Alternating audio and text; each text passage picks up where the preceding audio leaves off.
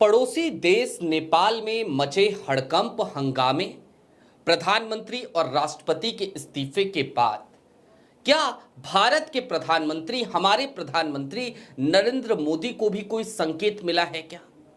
America ने आज एक धमकी दी है और इसके साथ ही साथ इस धमकी को जोड़कर देखने की जरूरत है कि नेपाल में जो उपद्रव मचा उसके पीछे अमेरिका का क्या कनेक्शन था।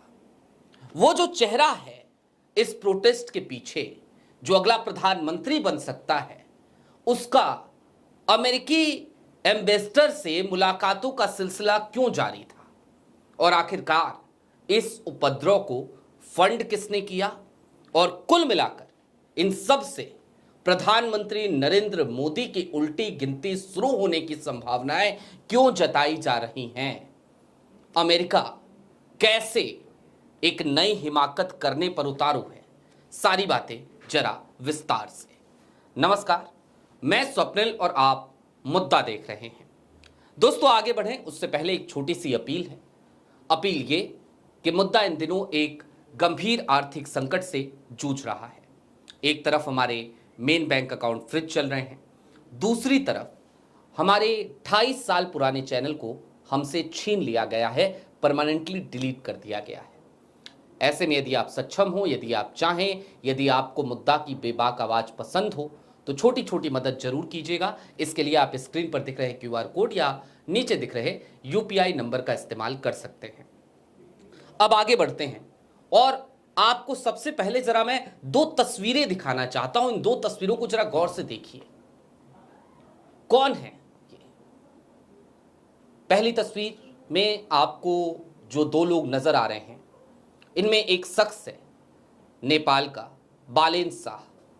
काठमांडू के मेयर हैं बालेन, एक एनजीओ चलाते हैं और इसके साथ ही साथ जो दूसरे शख्स हैं वो कोई और नहीं बल्कि अमेरिकन एम्बेसडर है। अगली तस्वीर बालेन शाह की जापान के एम्बेसडर के साथ। ये मुलाकातें फ्रिक्वेंटली हो रही थी, ऐसी खबरें लगातार आ रही थी। बालेन शाह भारत विरोधी मानसिकता रखने वाला एक शख्स है जो बहुत हद तक संभव है कि नेपाल का अगला प्रधानमंत्री बन जाएगा, क्योंकि ये जो प्रोटेस्ट हुआ, इस प्रोटेस्ट में बालेन शाह के डिमांड जो जेनजी थे वो कर रहे थे लगातार कि बालेन शाह को ही प्रधानमंत्री बनाया जाए। खैर, अब ये तो हो गए बालेन शाह और उनकी अमेरिकी साठगांठ, लेकिन अब यहां पे थोड़ी देर के लिए ठहरिए। आज की तारीख में एक खबर आई और इस खबर ने मुझे झकझोर दिया, मुझे परेशान किया। आप भी यदि लोकतंत्र में भरोसा रखते हैं तो आपको भी ये खबर देखकर परेशानी होनी चाहिए जो आपकी स्क्रीन पर है कि अमेरिका भारत को अब इस तरीके से धमकी दे रहा है, इस तरीके से धमका रहा है। सीधे तौर पे अमेरिका धमकी दे रहा है।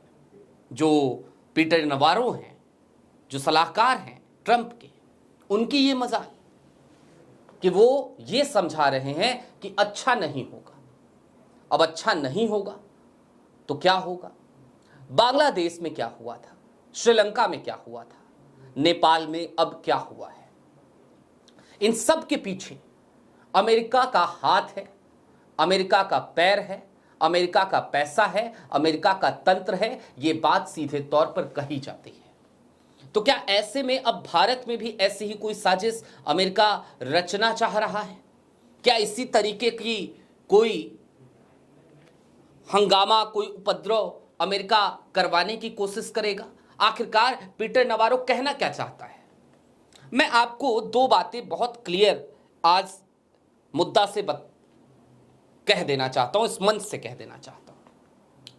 यह हमारा देश है, हम अपने प्रधानमंत्री की आलोचना करते हैं, हम पत्रकार हैं, हम करेंगे। इस देश का विपक्ष प्रधानमंत्री की आलोचना करता है, करेगा। लेकिन जब बात देश की संप्रभुता की आएगी, जब बात देश हित की आएगी, तो वहां पर हमारे प्रधानमंत्री को कोई इस तरीके से धमकी दे, हमारे देश को कोई इस तरीके से धमकी दे, हमारी संप्रभुता पर कोई इस तरीके से हमला करे, ये चीजें बर्दाश्त से बाहर हैं, ये नहीं होनी चाहिए। और अगर आज ये सब कुछ हो रहा है तो इसके पीछे फिर जिम्मेदार कौन है, ये भी एक बड़ा सवाल है। और यहां पर फिर हमें अपने प्रधानमंत्री की आलोचना करनी पड़ती है, लेकिन हमें इस बात का अधिकार प्राप्त है क्योंकि वो हमारे भी प्रधानमंत्री हैं, हमारे भी प्रधानमंत्री हैं। हम करेंगे आलोचना, लेकिन अमेरिका कौन होता है? अब दोस्तों, कुल मिलाकर इस बात को समझिए, आज की तारीख में जो तल्ख हकीकत है, जो बोलने से हमें बचने की कोशिश करनी चाहिए, लेकिन क्या करें, सच्चाई है, उस सच को ना बोले तो वो देश के साथ भी धोखा होगा। दरअसल अमेरिका ने जो षड्यंत्र बांग्लादेश में किया, नेपाल में किया, श्रीलंका में किया, उसी तरीके का कोई षड्यंत्र अमेरिका भारत में भी रच सकता है, इस बात में कोई दो राय नहीं है। क्यों किया आखिरकार नेपाल में ऐसा, क्यों किया?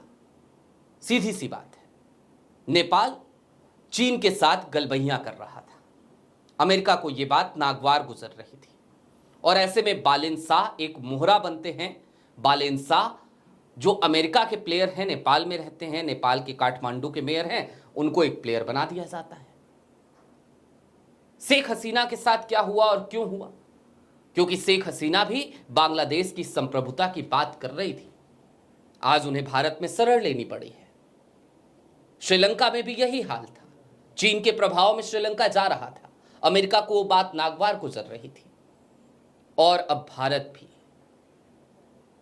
भाई पहले ट्रंप यहां का गोदी मीडिया चिल्लाता था ना, आपने देखा होगा, बाइडन चिल्लाता था, ट्रंप चिल्लाता था, कहता था देखो अमेरिका भारत क्या रिश्ते हैं।